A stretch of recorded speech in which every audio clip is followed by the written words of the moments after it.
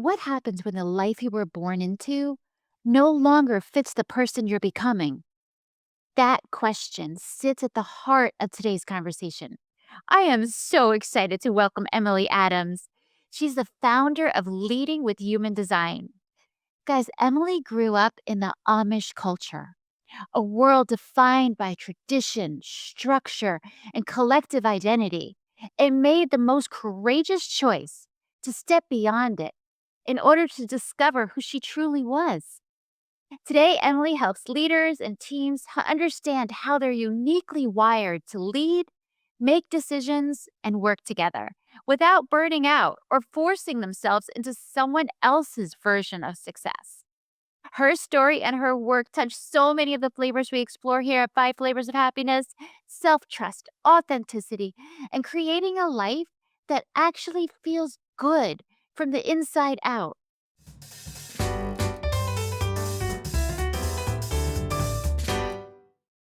Emily, I am so happy that you are here with me. Thank you so much for joining. Thank you for having me. I'm honored to be here. Oh my God, of course. So I've got to start with the most basic, fundamental question. When did you decide that living in the Amish community no longer served who you were? So I would say always knew growing up, like it wasn't in alignment with who I am. Like you just know things. But when I really Sure. made the decision is when one of my best friends was killed in a buggy accident when I was 16. Ooh. And that solidified my decision going through that process. I was like, all right, I'm out. It's no longer. That's where I knew like I needed to get out. Sure. I interviewed someone just recently who got into a car accident, and she called it her brick wall moment, which she realized life is so short. So I kind of feel like the buggy incident was your brick wall moment when you just said life is too short for this. I think it was that and a mix of an awareness of what the Amish culture really is. So those that have never lived inside of the culture, they think the culture is very peaceful and, this very community Yeah. aspect. And it's not. The culture is very much a lot of trauma, abuse that the rest of the world doesn't see unless you're actually have been born or raised in the culture. You don't know what goes behind the scenes. And a lot of that abuse and trauma never gets reported because it's such a close knit community. So I think that was more of my awakening during that time. Wow. Okay, yeah, you're right. Because we would go and visit as a tourist and it just looked so idyllic and beautiful. And I would get the shoe fly pie. And I was like, wow, what a beautiful life. You don't think because you don't know about trauma or anything that was going on. So, what gave you the courage? Because from what little I know, you've been shunned then, right? Correct. Yeah, that's correct. So I got to a point where I don't know that it was necessary. Looking back, it was probably some courage, but I think I like got to the point where it was like my only option. I didn't have an option, so I could either stay there and be a mom and be controlled because it's very much male dominant world. Women don't have Sure. a choice or say so. So it's like I either do that or I take the leap of faith and completely exit everything that I knew. So it was kind of like one of those things where I'm like, okay, I got to make a choice. And then once I made that choice, a lot of it was solidified by your family gaslights you. The community comes in and gaslights you to try to get you to stay, to control, because it's a cult and like they want to control to keep their people there. So I feel like at the moment it was kind of more of a survival, like I need to get out for my own survival versus the courage aspect. Even though, yeah, it took some courage, but I was very much in survival mode, just trying to find my way out. So, how did you do it?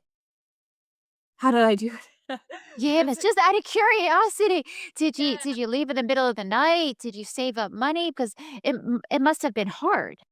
Yeah, yeah, it was one of the hardest things I've ever done in my life.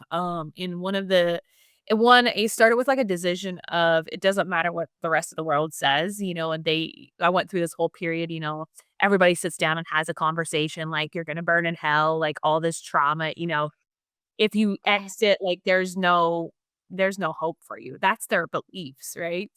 Now, through healing and stuff, like I know I'm not gonna burn in hell. Like There's a whole other side of that. But I made the decision to jump out of a two-story window in the middle of the night, Yes. and, I never looked back.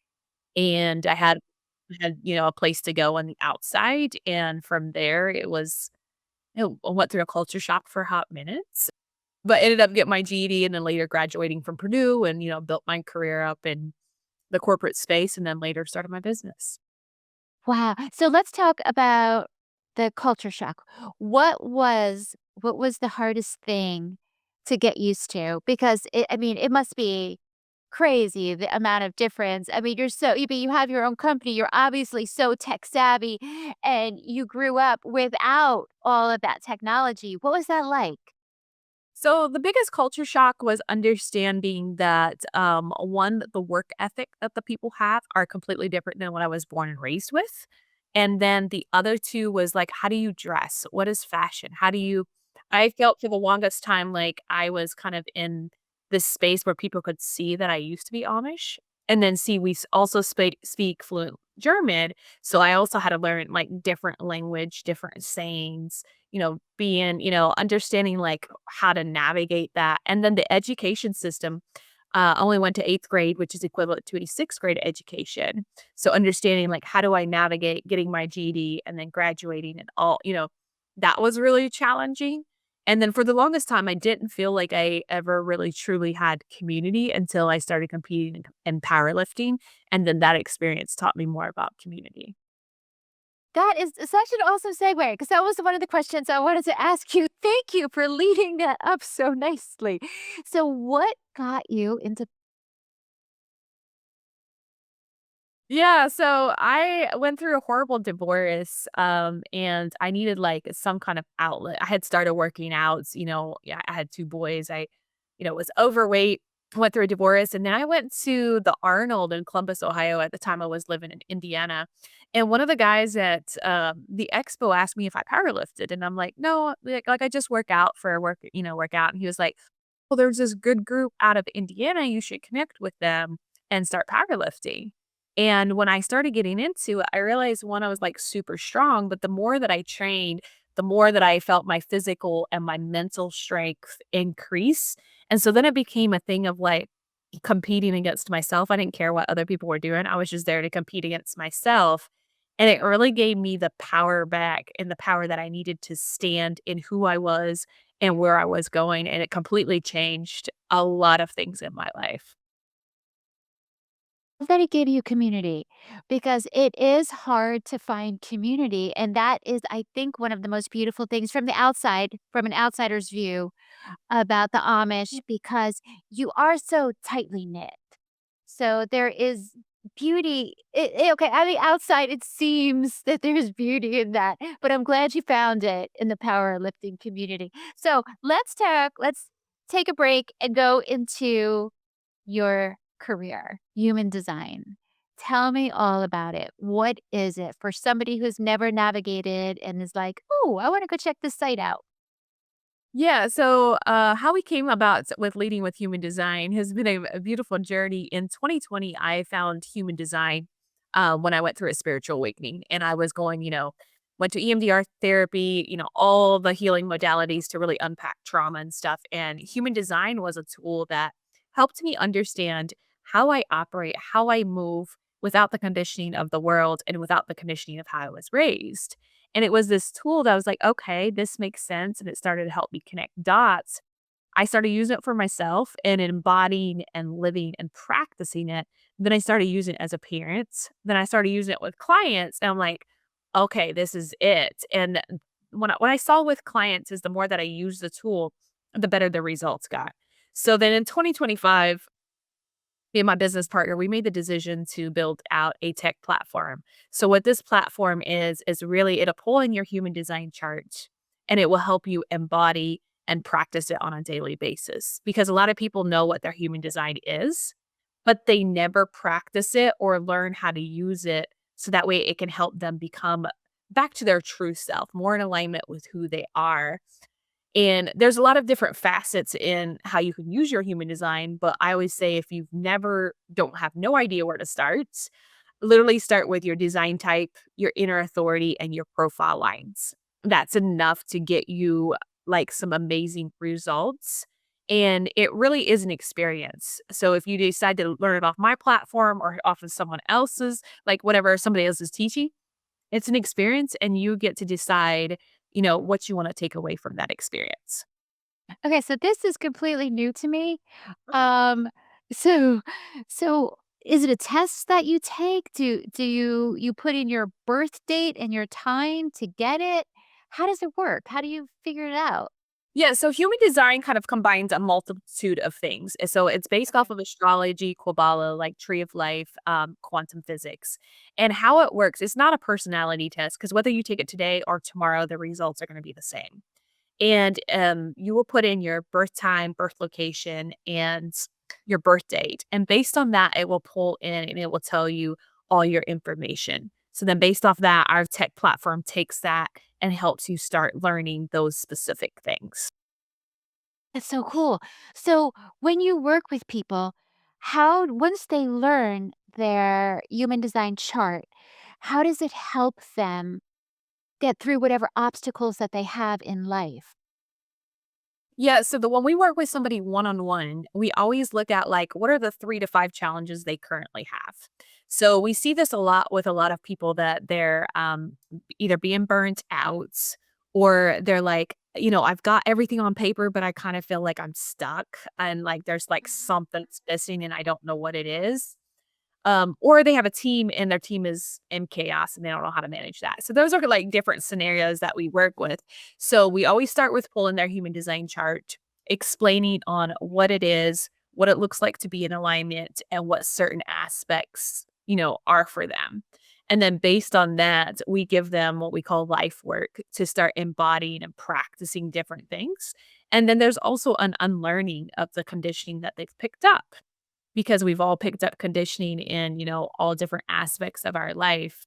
And we tailor everything specifically to the person. So if the person just comes and they're like, I just want to know what my human design is, I don't care about anything else, then that's how we serve them.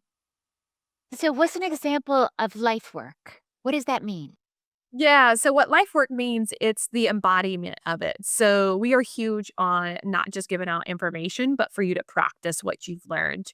So for example, I'll just give you an example. So a manifesting generator, they tend to have all this busy work. Their calendar is packed 24/7 and then they're wondering like, why does it feel like I'm in chaos and I'm not making progress? They may have like 20 different projects and aren't moving ahead of one. So the life work on that is to come back, and an example of life work would be, okay, what is really in alignment? So that you get to go back and decide what are, the top 2 to 3 ones projects that you want to continue on because they really light you up, they feel good in your body. And then the rest of those we get to put, on the back burner until we're ready to like work on them. And then daily practices. So for, manifesting generators specifically, they respond. So they're constantly trying to respond to everything. So the daily practice may be setting boundaries, it may be saying no, it may be understanding how does this actually feel in my body and is it really in alignment with where I'm trying to go? And a lot of it is an awareness activity. So we'll also do, journaling activities, awareness, just to kind of help that deconditioning and that reprogramming process. So what are the different types? Yeah, so there's 5 different design types. There's manifestors, I'm a manifester, and I kind of just give you a breakdown of what the types are. Sure. The manifestors were 9% of the world. We're very disruptive, innovative. We don't ask for permission, we just move. We work, in sprints. We're the disruptors of the world. And then we have projectors. Projectors are about 20% of the world. They wait for the invitation, so they tend to see things in ways that most people cannot see. They are very good at structure and seeing things that the rest of the world is too fast, moving too quickly to be able to see. And then we have the manifesting generators and generators. They're not the same, but they make up 70% of the world. So the world runs on manifesting generators and generators. So manifesting generators are kind of like the manifestor and the generator together, Mhm. and they tend to inform and move very, very quick. However, they can go in 40,000 different directions and like have all this energy and but So ADD. yeah, yeah. Yes, very much so. Um, and then the generators are here for deep mastery. They also have tons of energy, but manifesting generators and generators are here to respond. So they respond to different things. And then the generators, they also have the deep mastery. They're here to really learn and embody what they learn. However, the shadow side of that is they tend to be people pleasers because they're constantly responding to things that don't light them up, and they don't know how to set those boundaries because they have the energy. They're like, "Well, I can't," right? Is that harder in women No, to it's No, this yeah, really? it's the same. Now, I will say there's certain traits in women versus females, and we can dive into that, because I've seen, different traits, but I don't know that I think men tend to mask it a little bit more than what women do, but I think it's still the same. And then the last design type we have is the reflectors. They're 1% of the world and they reflect their environments. So it's super important for them to be in good environments. And also, they're like a very wise and can see a lot of things shifting, and they have open centers, so none of them is defined, so they pick energy up from multiple different places, which means that depending on their environment and their closest circle, that's how they function. So they're more your empaths. Yes, but, all of the design types, there's empaths in all of the design types. That's so fascinating. So how does it manifest differently in men versus women? So, with men versus women, I think, like, depending on the design type, men, I think and where we're at today collectively, we've not opened up spaces for men to start to unpack some things. Yes, there's some men's circles and there's some men things, but there's not always been this safe space to say, hey, come, like, let's unpack all this. And because there's been so much stigma around men and their feelings and their emotions. So men try to mask it and say, oh, I'm good, I'm good. Where women will be like, no, I'm not good and I'm tired. And, they'll be more vocal, and so it Sure. manifests a little bit differently. And for men, we work with both. For men, it's just a little bit different process than it is for women because, and also I think like every individual's on their own journey. Some are open and ready and, Mhm. I want to dive in, I'm done. Others, it needs to be, you need to just plant the seeds until they're ready to, fully dive into. So talk to me about group dynamics.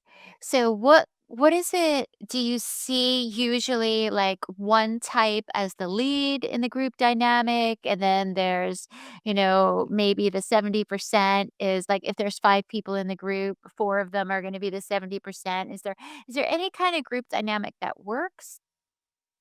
So interesting enough, we've been taking some teams through this process. And I don't feel like there's one design type that is a better leader than others. I just know as a manifestors, most manifestors, they will either be great leaders of projects or of movements because they're here to initiate movements, right? So when we look at a group dynamic, you could have a group of, a mixed group, but it wouldn't necessarily be like, "Oh, this design type is gonna be the leader." Or now there's some natural leaders that kinda goes on the profile line side.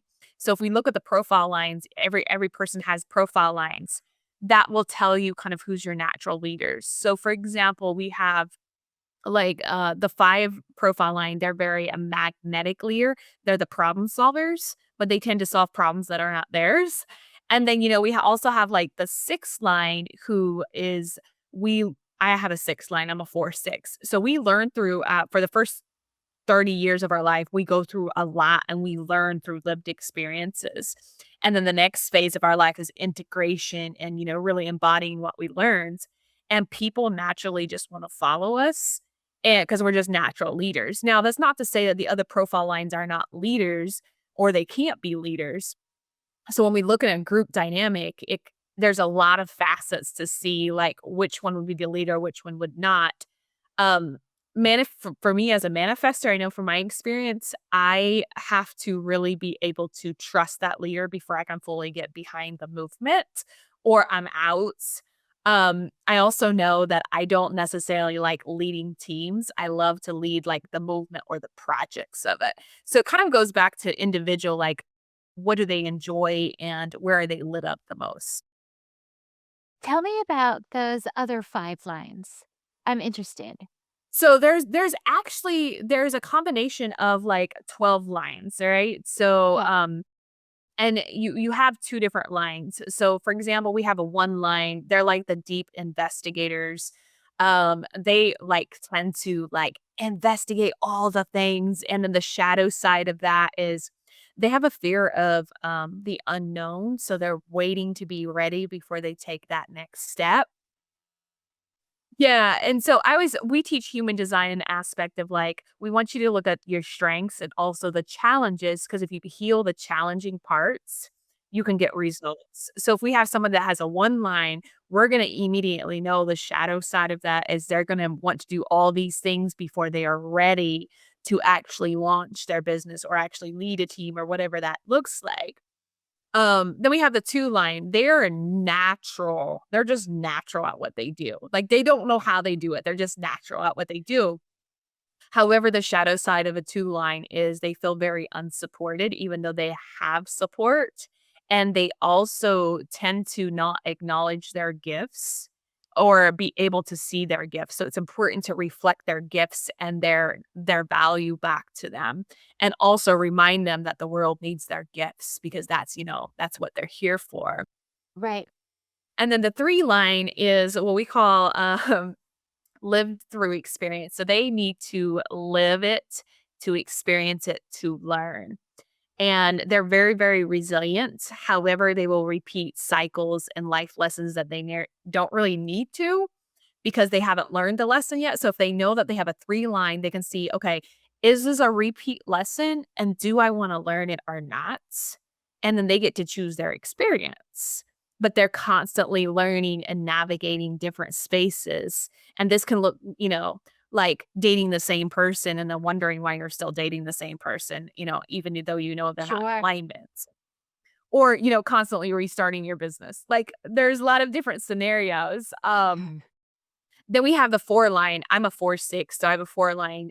We're opportunists and we have network. So we have a connection for almost anything that you need a connection for. Like we network a lot, have a huge network. Um, the shadow side of that is we have expectations of our network that's not always healthy. We're like, why can't you connect us? Like you've got the people, like just use your brains, right? But people, so 4 lines, that's something that we get to understand is and we also get to have boundaries around who we connect with who, because sometimes we get used for our connections. So understanding, boundaries and, there needs to be reciprocity there. And then we have the 5 line. The 5 line is the problem solver and very much the magnetic leader. And the shadow side is they tend to solve people's problems that aren't theirs to solve. And so they will just naturally, when you share, they'll go into problem solving mode. Like, "Oh, you could do this," and it's like, "Wait a minute, like, that's not yours to solve." So, Right. that's because they are wired that way, and I see this with my son, he's got a 5 line, and the other day we were having a conversation, he goes, "I'm tired of solving people's problems," and I told him, I was like, you don't need to do that, right? It's boundaries. And even though you're great at it and everybody comes to you to solve them, you get to say no. Like you don't have to do that. So, it's just, understanding those dynamics. And then the last line is the sixth line. The sixth line is very much 0 to 30, we go through a lot. And it's kind of like we're learning and navigating life. And then 30 to 50, we integrate and embody. And then 50 is what they call on the roof, where we're kind of like the ultimate role model.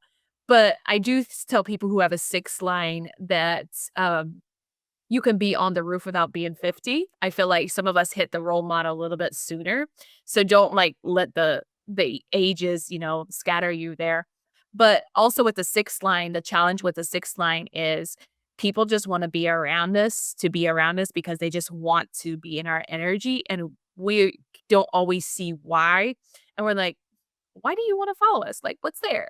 So we downplay, our experience and our lived experiences and our value that we have for the people that want to be around us. Yeah. Wow, that's so interesting. So you mentioned something about alignment. So what does alignment look like when people are fully aligned? Because you see people who aren't aligned. So what does it look like when you're living in alignment? Yeah, living in alignment is really a flow of more a natural way of living. It's not this push pull force type of thing. And a lot of the different design types are going to feel it very differently. So, if we look at the design types, the manifestors, when they're in alignment, they're full of peace. When they're not in alignment, they have anger, right? So, if I feel anger, I know that there's something that is not in alignment for me. And then projectors, they have, theirs is, their signature alignment is they feel success. But if they're not alignment, they tend to get bitter. So knowing those things, you can start to understand what is in alignment and what is not. And so when you ask, if I'm working with a projector, I'm going to ask like, does this feel successful for you? Or, are you feeling some bitterness around it? And a lot of that is just like when I say stay in alignment, it's coming back to, your true self and doing what's in alignment with you without the world and trying to go across these trends, that we see or what the world told you that you should be. Sure, yeah. So, okay, I, are there any tips or guidance that you can give our viewers to help them come back to a place of peace, a place of alignment, whatever that is? And it could be small little things that people could actually do today. Yeah, so things that you can do today. One, go pull your human design chart for free. That's number 1. Number 2, for it's I'm gonna give, like, more probably than, 2 or 3, but for you to come back to alignment is I would also just sit in stillness and silence and see what's coming up for you. Because anything that's coming up for you, journal it out. Literally just take a piece of paper and free write. That is one of the best ways for you to come back into alignment. The other thing that I do a lot is breath. Literally breathing for 4, hold for 4, out for 4. Just do box breath because this brings you back in your body and brings you back into alignment. And I do this a lot when I'm out in public or I'm in traffic and I'm feeling my frustration start to kick in, right? So, breath will always bring us back to ourselves and our body. And then anytime you can be outside in nature, that's another great tool.